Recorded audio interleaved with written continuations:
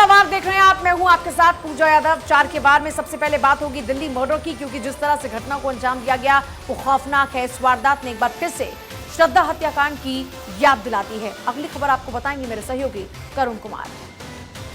नमस्कार, 4 के वार में मैं हूं करुण कुमार। 4 के वार में मैं बताऊंगा झारखंड के पलामू में हिंसक झड़प की कहानी, क्योंकि दो पक्षों के बीच जमकर ईंट पत्थर और शोले चले। अगली खबर के लिए चलेंगे मेरी सहयोगी सुरभि तिवारी के पास। नमस्कार, 4 के वार में मैं सुरभि तिवारी आपको बताऊंगी अगली बड़ी खबर। कर्नाटक से जुड़ी हुई विधानसभा चुनाव से पहले टीपू सुल्तान पर सियासी संग्राम छिड़ गया है। अमित शाह के बाद बीजेपी के प्रदेश अध्यक्ष नलिन कुमार ने विवादित बयान दिया। उन्होंने कहा कि टीपू सुल्तान बनाम राम और हनुमान का चुनाव करना है। और अगली खबर बताएंगी मेरे सहयोगी अमृता गर्ग। नमस्कार, 4 के वार में मैं हूं अमृता गर्ग आपके साथ। और आखिर में बात होगी राजस्थान की, राजस्थान के बाड़मेर की, उस लाडो की जिसने क्रिकेट के भगवान को अपने हुनर की तारीफ करने पर मजबूर कर दिया। तो इसकी भी बात करेंगे, तस्वीरें भी आपको दिखाएंगे और जानकारी भी मुकम्मल देंगे। लेकिन फिलहाल बड़ी खबर के लिए रुक करेंगे मेरी सहयोगी पूजा। बिल्कुल, बड़ी खबर जिस पर लगातार नजर बनी हुई हमारी निक्की यादव हत्याकांड में बड़ा खुलासा। मौत से पहले उत्तम नगर में निक्की नजर आई। निक्की के घर का सीसीटीवी फुटेज भी सामने आया है। सीसीटीवी में घर के अंदर जाती दिख रही है निक्की यादव हत्याकांड में। यह बड़ा खुलासा, देखिए निक्की की हत्या कर दी गई और इस हत्याकांड ने श्रद्धा हत्याकांड की फिर से याद दिला दी। ऐसे ही श्रद्धा के टुकड़े कर करके आफ्ताब ने फेंके थे। अब निक्की के घर का सीसीटीवी फुटेज आप देख रहे हैं। सीसीटीवी में घर के अंदर जाती निक्की नजर आ रही है। निक्की के साथ भी बिल्कुल वैसा ही हुआ जैसा श्रद्धा के साथ हुआ। उसके भी टुकड़े करके फ्रिज में रखे गए। कार में गर्लफ्रेंड की हत्या, फ्रिज में रखा शव। और ये तस्वीर देखिए, निक्की की तस्वीर जब अपने घर में जाती नजर आ रही है। निक्की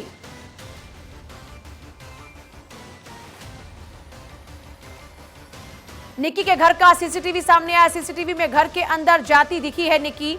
कार में मोबाइल का जो केबल होता है उससे गला घोट दिया गया और उसके बाद उसकी लाश को फ्रिज में रखा गया।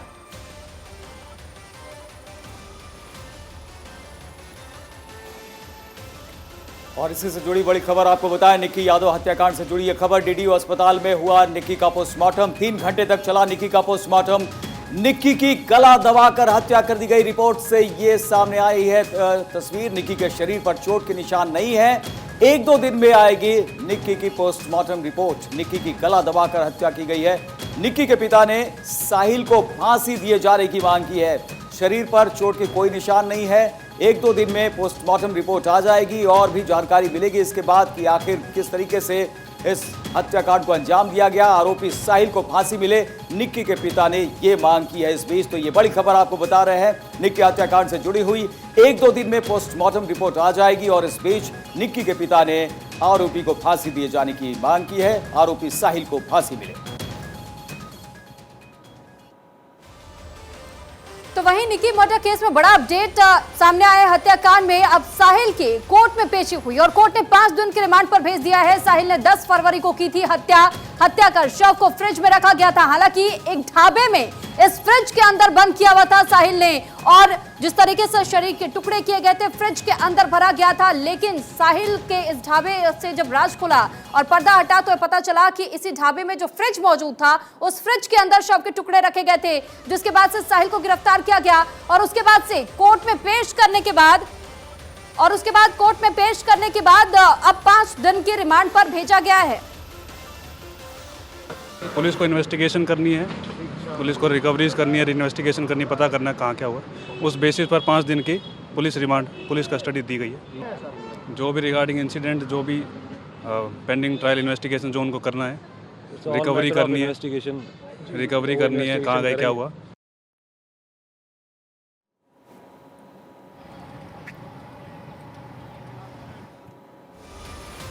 तो तस्वीरें आप देख रहे हैं, ये उस वक्त की हैं जब साहिल गहलोत को पेशी के लिए ले जाया गया। ये पूरा मामला एक बार फिर से सबके रोंगटे खड़े कर देने वाला और राजधानी दिल्ली की ये घटना, जहां एक शख्स ने अपनी प्रेमिका का कत्ल इसलिए कर दिया क्योंकि वो किसी और से शादी करने जा रहा था और उसकी प्रेमिका उसे रोक रही थी।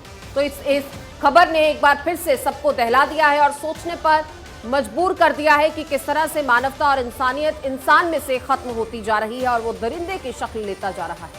अब दिल्ली में फिर से श्रद्धा जैसा हत्याकांड सामने आया है। लड़के ने अपनी गर्लफ्रेंड की गला दबाकर हत्या की और फिर उसकी डेड बॉडी को फ्रिज में छिपा दिया।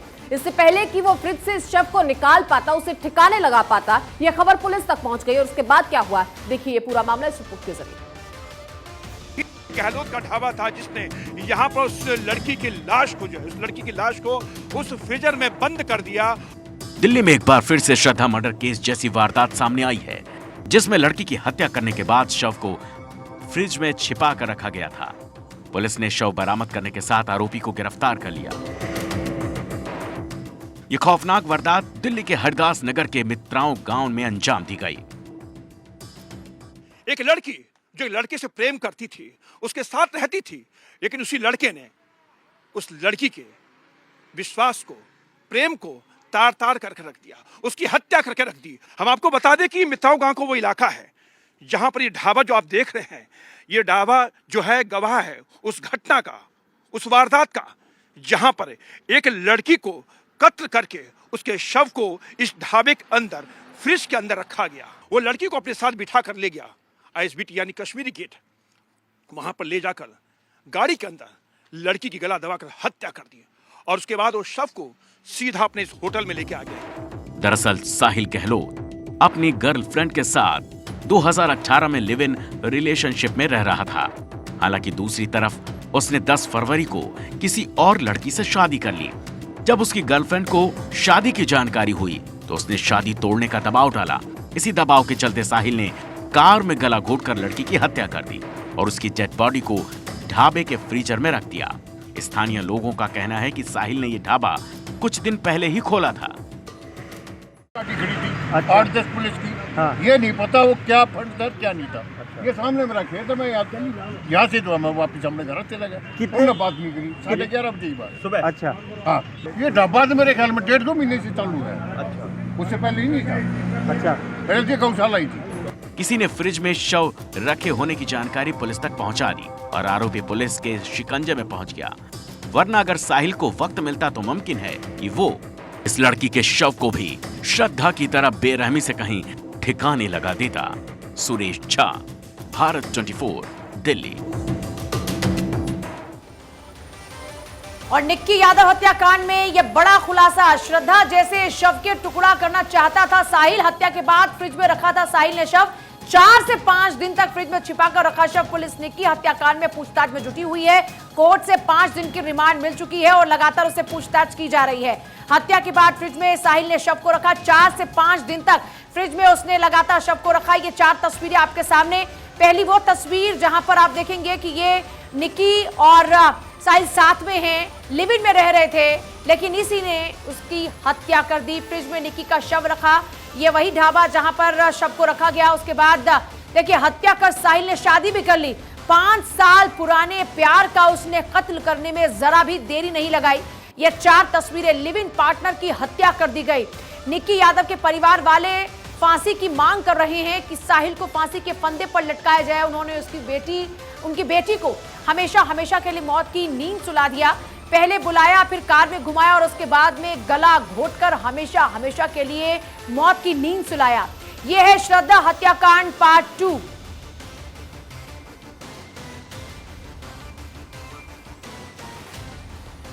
और देखिए लिव इन पार्टनर की हत्या यहां पर कर दी गई। यह है श्रद्धा हत्याकांड पार्ट 2। 5 साल पुराने प्यार का कत्ल कर दिया। फ्रिज में निक्की के शव को रखा। हत्या कर साहिल ने शादी भी की। बिल्कुल, तो कई सवाल यहां पर उठ रहे हैं। निक्की यादव हत्याकांड में जिस तरह के खुलासे हो रहे हैं वो वाकई चौंकाने वाले हैं, क्योंकि इसी तरह का एक और हत्याकांड दिल्ली में हो चुका है जिसकी खबर पूरी दुनिया ने सुनी। श्रद्धा हत्याकांड जैसे निक्की यादव हत्याकांड को साहिल गहलोत ने अंजाम दिया। उसकी हत्या के बाद शव को फ्रिज में रखा और फिर शादी करने चला गया। 4 से 5 दिन तक शव फ्रिज में रखा रहा। ऐसे में सवाल है कि क्या साहिल ने युवती के शव को ठिकाने लगाने का प्लान तैयार कर रखा था? क्या साहिल निक्की के शव के टुकड़े करना चाहता था? तो आखिर साहिल ने निक्की की हत्या के बाद से शव को फ्रिज में क्यों छिपाया? क्या पुलिस श्रद्धा हत्याकांड के एंगल से इस पूरे मामले को लेकर जांच कर रही है? बिल्कुल, सवाल कई उठ रहे हैं अब इस पूरे मामले को लेकर। निक्की यादव हत्याकांड के बाद पुलिस को कई तरीके के सुराग और सबूत भी मिले हैं, जिसके बाद पुलिस को बड़ी कामयाबी मिली है। खबर यह है कि दोनों के फोन की लोकेशन एक जगह थी।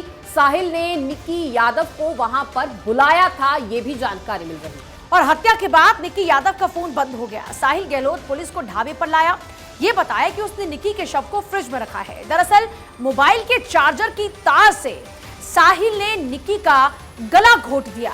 तो ये बड़ी खबर लगातार आपको बता भी रहे हैं और उसकी डिटेल्स भी आपके साथ साझा करें। फिलहाल ये तस्वीर भी आपकी टीवी स्क्रीन पर है, जहां पर निक्की अपने घर जाती हुई नजर आ रही है। और झारखंड से बड़ी खबर आपको बता दें, झारखंड के पलामू में दो पक्षों में हिंसक झड़प के दौरान दोनों पक्षों में जबरदस्त पत्थरबाजी हुई और हिंसक झड़प में दोनों पक्ष के कई लोग घायल हो गए। बीच बचाव करने पहुंचे पुलिस वाले भी घायल हो गए हैं। तोरण द्वार लगाने को लेकर दो पक्षों में यह विवाद सामने आया। तस्वीरें भी आपको दिखा रहे हैं, हिंसक झड़प और दो पक्षों के कई लोग इस झड़प में घायल हो गए। पुलिस वहां बीच बचाव करने पहुंची और कई पुलिस वाले भी इस बीच बचाव में घायल हो गए। तोरण द्वार लगाने को लेकर यह मामला इतना ज्यादा आगे बढ़ गया कि यहां पर पत्थरबाजी होने लगी, आगजनी भी हुई, शोले भी यहां पर बरसाए गए। आप तस्वीरों में देख सकते हैं, यहां 4 तस्वीरें आपके सामने और आप देखिए पलामू में यह हिंसक झड़प, हिंसा में कई लोग घायल हुए हैं। दो पक्षों में यह पत्थरबाजी हुई है और हालात को काबू में करने के लिए इलाके में धारा 144 लागू कर दी गई है। तो देखिए, दरअसल खबर यह है कि पलामू में महाशिवरात्रि पर बनाए जा रहे तरणु द्वार को लेकर के जानकारी सामने आई थी और पलामू में हिंसक झड़प का मामला गरमाया और हिंसा में कई लोग घायल भी हो गए। 4 अलग अलग तस्वीरों के जरिए पूरा मामला आपको बताने की कोशिश।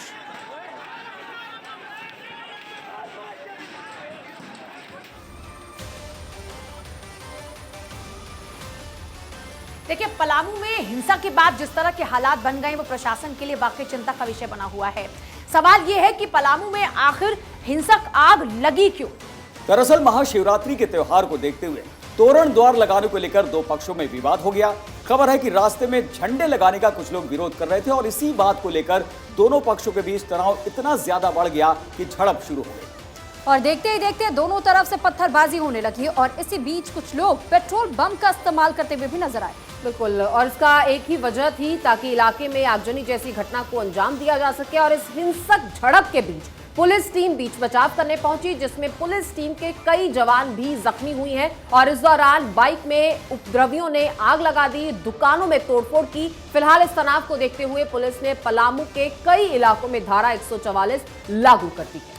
बिल्कुल, वहां पर धारा 144 को लागू किया गया है, पुलिस फोर्स की तैनाती कर दी गई है और पांकी में इंटरनेट सेवा को भी बंद कर दिया गया है ताकि लोगों के बीच विद्रोह को रोका जा सके। फिलहाल पुलिस लोगों से अमन और शांति की अपील कर रही है। तो महाशिवरात्रि से पहले क्या ये बड़ी साजिश? तोरण द्वार तो बहाना था, आखिर ये आग कौन लगा रहा है? अब इसकी पड़ताल हो रही है।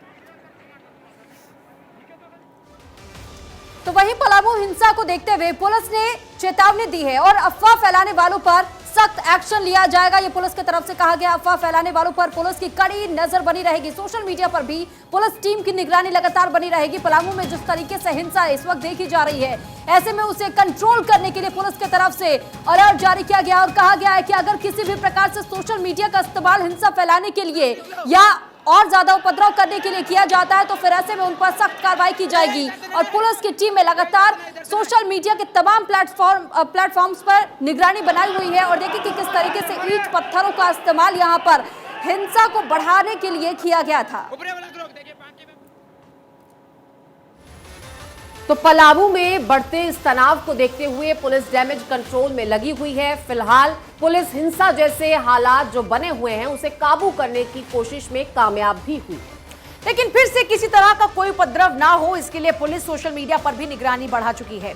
डीसी, एसपी समेत जिले के सभी जो आला अधिकारी हैं वो मौके पर कैंप कर रहे हैं, साथ ही लोगों से शांति बनाए रखने की अपील भी कर रहे हैं। वहीं अफवाह फैलाने वालों पर पुलिस की कड़ी नजर बनी हुई है। अगर ऐसा करता हुआ कोई पाया जाता है तो उसके खिलाफ पुलिस सख्त एक्शन लेगी। तो दूसरी तरफ पुलिस के अधिकारी दोनों पक्षों को समझाने और बुझाने में लगे हुए हैं ताकि विवाद को खत्म किया जा सके। लेकिन सवाल यही कि आखिर ये विवाद रुकेगा कब, क्योंकि जिस तरीके की तस्वीरें सामने आ रही है ऐसे में हिंसक झड़प लगातार होती जा रही है। धारा 144 इलाके में लागू की जा चुकी है, लेकिन हिंसा को रोकने के लिए पुलिस भी कई कदम उठाते हुए नजर आ रही है। और वहीं अब खबरों में आगे बढ़ते हुए आपको इस वक्त एक और बड़ी खबर बता दें। कर्नाटक चुनाव से पहले टीपू सुल्तान पर जंग छिड़ चुके अमित शाह के बयान के बाद से सियासत गर्माती हुई नजर आ रही है। कर्नाटक के बीजेपी अध्यक्ष नलिन कुमार का ये बयान सामने आया। राम और हनुमान को वोट दे करके दे जवाब, टीपू सुल्तान के वंशजों को दे जवाब, नलिन कुमार की तरफ से कहा गया। हालांकि आप देखिए, जब चुनाव जब भी नजदीक आते हैं इसी तरीके से धर्म को टारगेट किया जाता है और इसी तरीके के हमले बोले जाते हैं। ऐसे में ये जो बयानबाजी अब शुरू हो चुकी है, कर्नाटक चुनाव से पहले टीपू सुल्तान को लेकर के एक बयान दिया गया था, जिस पर कि अब नलिन कुमार ने भी एक कटाक्ष कर दिया। ನಾವು ರಾಮ ಭಕ್ತರು, ಆಂಜನೇಯನ ಭಕ್ತರು, ಆಂಜನೇಯನ ಕಾರ್ಯ ಮಾಡೋರು, ಆಂಜನೇಯನ ಅಭಿವೃದ್ಧಿ ಮಾಡೋರು. ನಾವು ಟಿಪ್ಪು ಸಂತಾನದವರಲ್ಲ, ಟಿಪ್ಪು ಸಂತಾನವನ್ನು ಮನೆ ಕಳಿಸೋರು. ಹಾಗಾಗಿ ಯಲಬುರ್ಗದ ಜನತೆಯಲ್ಲಿ ಕೇಳ್ತಾರೆ, ನೀವು ಆಂಜನೇಯನನ್ನ ಪೂಜೆ ಮಾಡ್ತೀರಾ, ಟಿಪ್ಪುವಿನ ಭಜನೆ ಮಾಡ್ತೀರಾ? ಆಂಜನೇಯನ ಪೂಜೆ ಮಾಡ್ತೀರಾ, ಟಿಪ್ಪುವಿನ ಭಜನೆ ಮಾಡ್ತೀರಾ? ಹಾಗಾದ್ರೆ ಟಿಪ್ಪು ಭಜನೆಯನ್ನ ಮಾಡುವವರನ್ನ ಕಾಡಿಗೆ ಓಡಿಸ್ತೀರೋ ಇಲ್ಲವೋ? ಸಂಕಲ್ಪವನ್ನ ಮಾಡಿ ರಾಜ್ಯಕ್ಕೆ ಟಿಪ್ಪು ಸಂತಾನ ಬೇಕಾ, ರಾಮ ಭಕ್ತರು ಬೇಕಾ, ಆಂಜನೇಯನ ಭಕ್ತರು ಬೇಕಾ? ಆಂಜನೇಯನ ಪುಣ್ಯ ನೆಲದಲ್ಲಿ ನಿಮ್ಮಲ್ಲಿ ಸವಾಲಾಗ್ತೇನೆ. ಈ ನೆಲದಲ್ಲಿ ಟಿಪ್ಪು ಪ್ರೀತಿ ಮಾಡ್ತಕ್ಕಂಥವ್ರು ಉಳಿಬಾರ್ದು, ರಾಮನ ಭಜನೆ ಮಾಡ್ತಕ್ಕಂಥವ್ರು ಬೇಕು, ಹನುಮಂತನ ಆಚರಣೆ ಮಾಡ್ತಾರೆ. भाई मुझे बताओ, लगातार हो रही है, इससे पहले नलिन जेडीएस और कांग्रेस को वोट देना चाहिए या रानी अबक्का को मानने वाली बीजेपी को वोट देना चाहिए? जोर से बोलो, कांग्रेस या बीजेपी? और जोर से बोलो, कांग्रेस या बीजेपी? भाई मुझे बताओ। तो इस पूरे मामले में बयानबाजियां लगातार हो रही हैं और धर्म के नाम पर एक बार फिर से उसी तरह की जो अशांति है वो फैलाने की कोशिश इन तमाम बयानों के जरिए हो रही है। इन तमाम बयानबाजियों के चलते जनता के जहन में एक बार फिर से बैठाया जा रहा है कि किस तरह से राम को वोट दीजिए, जवाब दीजिए टीपू सुल्तान के हवाले से जो बयान दिए गए। तो इस तरह के तमाम बयान जो सामने आ रहे हैं ये कहीं ना कहीं नफरत फैलाने वाले बयान हैं। चुनावों के मद्देनजर फिर से ऐसी कोशिशें हो रही हैं और इन बयानों पर फिलहाल लगाम लगनी चाहिए। बड़ी टीपू बात सुल्तान यह को है, लेकर काफी विवाद हाँ। होता रहा है। टीपू सुल्तान को लेकर और उनके पक्ष और विपक्ष में भी लगातार नेता खड़े होते रहे हैं और एक बार फिर से बीजेपी की तरफ से अब टीपू सुल्तान को लेकर ये बयान आए हैं। अमित शाह का ये बयान काफी अहम है और बीजेपी के कर्नाटक प्रदेश अध्यक्ष उनका भी ये बयान, और ये भी कहा है, जनता से एक तरीके से आह्वान किया गया है कि जो भी टीपू सुल्तान का पक्ष लेते हैं उन्हें सबक सिखाएं।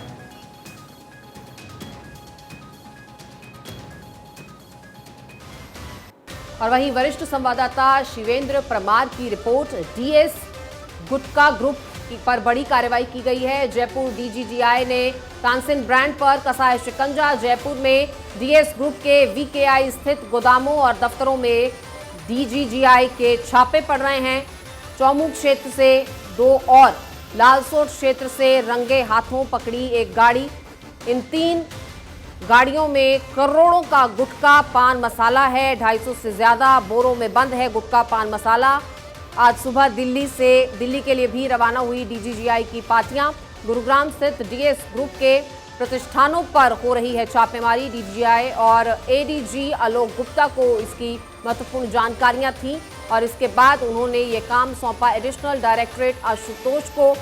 एडीजी की इस कार्रवाई से राजस्थान के गुटखा व्यापारियों में हड़कंप मच गया है। जयपुर में तानसेन गुटखा के कारोबारी हैं विशोक शर्मा और उनके पुत्र चिराग शर्मा। अब डीजीजीआई द्वारा इन दोनों की गिरफ्तारी की भी संभावनाएं तेज।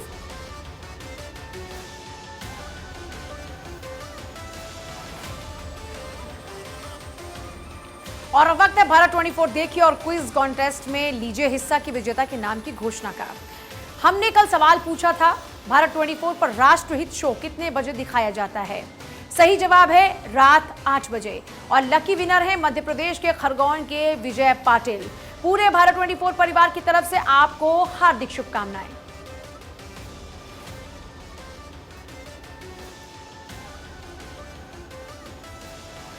और अब बारी है विजुअल्स ऑफ द डे की और इसमें आपको दिखाते हैं हिमाचल प्रदेश के लाहौल स्पीति में मौजूद चंद्रताल झील की तस्वीर। हिमालय पर यह झील करीब 4300 मीटर की ऊंचाई पर मौजूद है, जो अपनी खूबसूरती के लिए पूरी दुनिया में मशहूर है।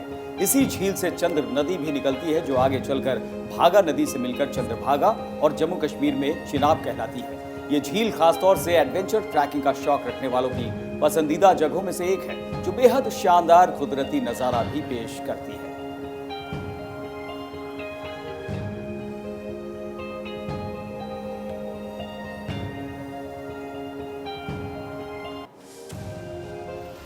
और चलिए फिलहाल हम सभी को दीजिए इजाजत। देखते रहे भारत 24। नमस्कार।